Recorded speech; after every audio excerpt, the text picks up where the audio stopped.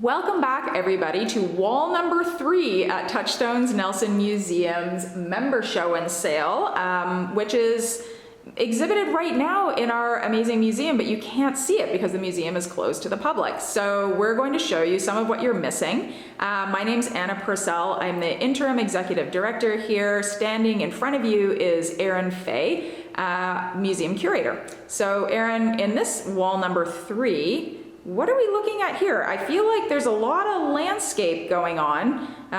You were talking in previous videos about, how to hang a show with this variety of pieces in such a variety of mediums. And sometimes you just have to fall gently into that, which is what's happening on this wall. They are all different, and the artists are representing similar subject matter and themes, but from very different ways and using different methods. But this is the landscape wall. We'll call it that. There's a few departures, but that's okay. The top one is called Night Music by Lindsay Dew, and it's acrylic and ink on canvas from 2020. Beautiful stars in that. Underneath that is a piece called Soft Winter by Heather Hutchinson, acrylic from 2019. Some really interesting texture happening in that piece. Beautiful texture that's not being picked up at all really by the camera.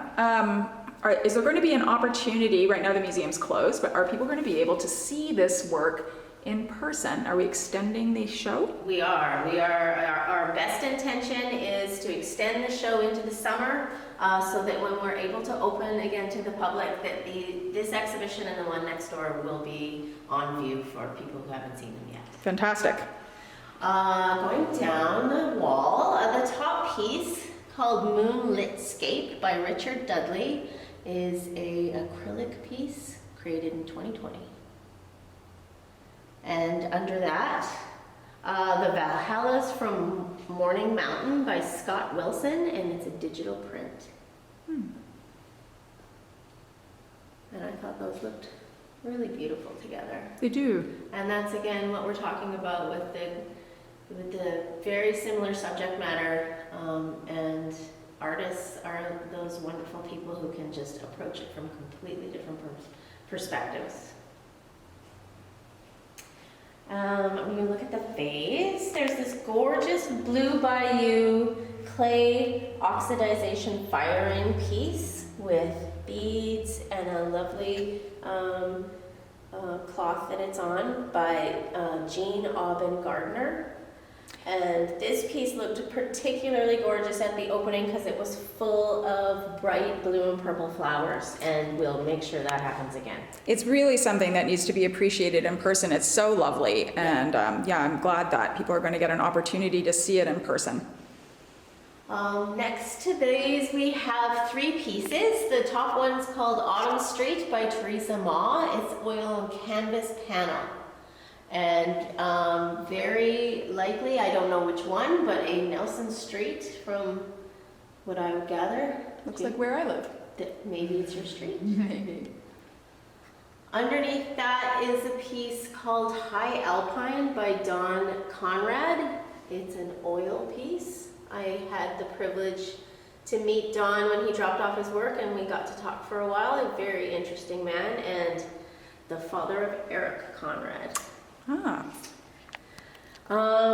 The piece underneath is called Greens by our very own Stephanie Myers. It's a watercolor from 2017.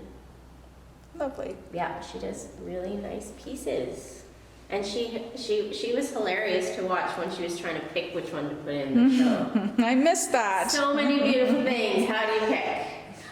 These 2 are done by artists who live in the Argenta Meadow Creek area.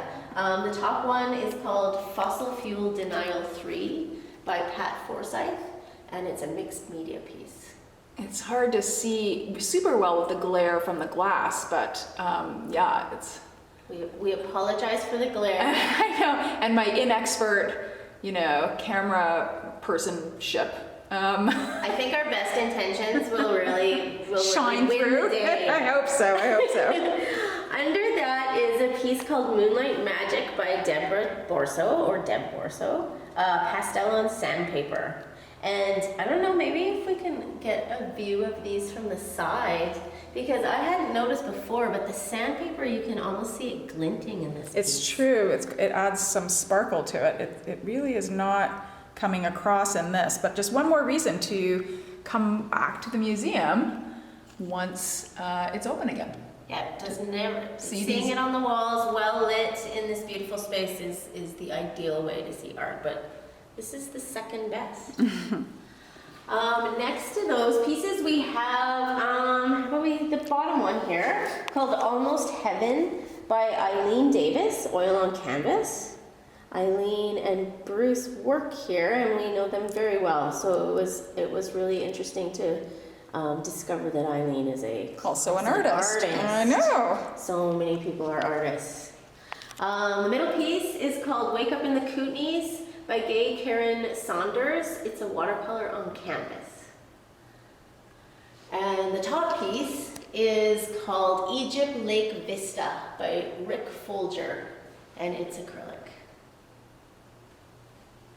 The piece in the middle is called Kootenay Lake by Renee Harper, acrylic on canvas, and she created it in 2019. Nice. Looks peaceful. It does. These three riotous color pieces who just demanded to go together. The top piece, we have Late September by Carol Reynolds. It's an oil from 2019. Most people will recognize Carol's work immediately. She's well-known and well-loved Nelson artist. Wandering Curiosity by Anne Gillander is an oil on wood from 2019.